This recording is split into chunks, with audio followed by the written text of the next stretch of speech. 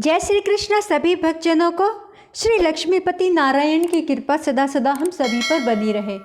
तो दोस्तों, माघ मास आधा व्यतीत हो चुका है, आधा ही बचा है। अगर अभी तक आपने माघ मास स्नान शुरू नहीं किया है तो आप अब से भी शुरू कर सकते हैं। ब्रह्म मुहूर्त में उठकर नहाने के जल में गंगा जल मिलाएं। अगर हो सके तो एक बार गंगा स्नान जरूर करें। मावस पर या पूर्णिमा के दिन भी आप गंगा स्नान कर सकते हैं, जो बहुत ही शुभ और फलदायी होता है। आप नहाने के जल में गंगा जल मिलाइए और दान कीजिए। माघ मास में गर्म वस्त्र का, रुई का, गर्म कपड़ों का, तिल का, अन्न का दान बहुत बेहतर रखता है। जूते का, छतरी का दान कीजिए और इससे विष्णु भगवान की कृपा सदा सदा हम सभी पर बनी रहेगी। माघ मास में तुलसी पूजन करना चाहिए, श्री कृष्ण भगवान के नाम का जाप करना चाहिए। तो शुरू करते हैं। आज हम माघ मास महात्म्य का 13वां अध्याय सुनेंगे। तो शुरू करते हैं। बोलो विष्णु भगवान की जय। कार्तवीर्य जी बोले कि हे विप्रश्रेष्ठ, किस प्रकार एक वैश्य माघ स्नान के पुण्य से पापों से मुक्त होकर दूसरे के साथ स्वर्ग को गया, सो मुझसे कहिए। तब दत्तात्रेय जी कहने लगे कि जल स्वभाव से ही उज्जवल, निर्मल, शुद्ध, मलनाशक और पापों को धोने वाला है। जल सब प्राणियों का पोषण करने वाला है, ऐसा वेदों ने कहा है। मकर के सूर्य माघ मास में गौ के पैर डूबने योग्य जल से भी स्नान करने से मनुष्य स्वर्ग को प्राप्त होता है।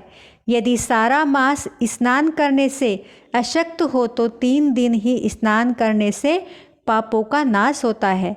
जो व्यक्ति थोड़ा ही दान करे वह भी धनी और दीर्घायु होता है। 5 दिन स्नान करने से चंद्रमा के सदृश शोभायमान होता है। इसलिए अपना शुभ चाहने वालों को माघ मास में स्नान करना चाहिए। अब माघ में स्नान करने वालों के नियम कहता हूँ। अधिक भोजन का उपयोग नहीं करना चाहिए।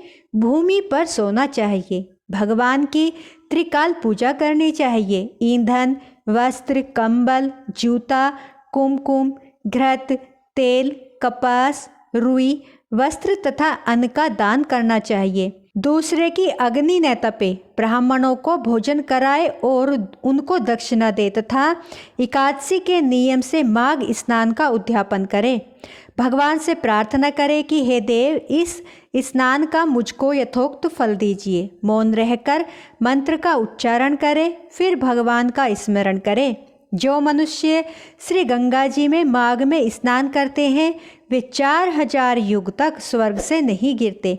जो कोई माघ मास में गंगा और जमुना का स्नान करता है वह प्रतिदिन 1000 कपिला गौ के दान का फल पाता है। दत्तात्रेय जी कहने लगे कि हे राजन, प्रजापति ने पापों के नाश के लिए प्रयाग तीर्थ की रचना की।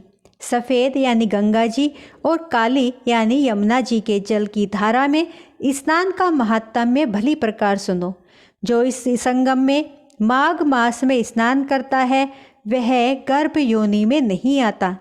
भगवान विष्णु की दुर्गम माया माघ में प्रयाग तीर्थ पर सब नष्ट कर देती है। माघ मास में प्रयाग में स्नान करने से मनुष्य अच्छे भोगों को भोगकर ब्रह्मलोक को प्राप्त होता है। माघ मास तथा मकर के सूर्य में जो प्रयाग में स्नान करता है उसके पुण्यों की गिनती चित्रगुप्त भी नहीं कर सकते। 100 वर्ष तक निराहार रहकर जो पुण्य प्राप्त होता है वही फल माघ मास में 3 दिन प्रयाग में स्नान करने से होता है। जो फल 100 वर्ष तक योगाभ्यास करने से मिलता है, जैसे सर्प पुरानी केचुली को छोड़कर नया रूप धारण कर लेता है, वैसे ही माघ मास में स्नान करने से मनुष्य पापों को छोड़कर स्वर्ग को प्राप्त होता है। परंतु गंगा यमुना के संगम में स्नान करने से हजारों गुना फल की प्राप्ति होती है। हे राजन, जिसको अमृत कहते हैं वह यह त्रिवेणी ही है। ब्रह्मा, शिव, रुद्र, आदित्य, मरुतगण, गंधर्व, लोकपाल, यक्ष, गुहाक, किन्नर, अणिमादि गुणों से सिद्ध तत्वज्ञानी ब्रह्ममानी पार्वती, लक्ष्मी, सची, नैना, दिति, अदिति, संपूर्ण देव पत्नियां तथा नागों की स्त्रियां घृताची, मेनका, उर्वशी, रंभा, तिलोत्तमा, अप्सरा, गण और सब पितर मनुष्यगण, कलयुग में गुप्त और सत्ययुग आदि में प्रत्यक्ष सब देवता माघ मास में स्नान करने के लिए आते हैं। इन दिनों माघ मास में प्रयाग में स्नान करने से जो फल मिलता है वह ईश्वर ही कह सकता है, मनुष्य में कहने की शक्ति नहीं है। हजारों अश्वमेघ यज्ञ करने से भी यह फल प्राप्त नहीं होता। पूर्व समय में कांचन मालिनी ने इस स्नान का फल राक्षस को दिया था और इससे वह पापी मुक्त हो गया था। तो बोलो विष्णु भगवान की जय। दोस्तों, आज हमारा ये अध्याय यहीं पर समाप्त होता है। कल हम नई वीडियो के साथ फिर से मिलेंगे। बोलो जय श्री कृष्णा।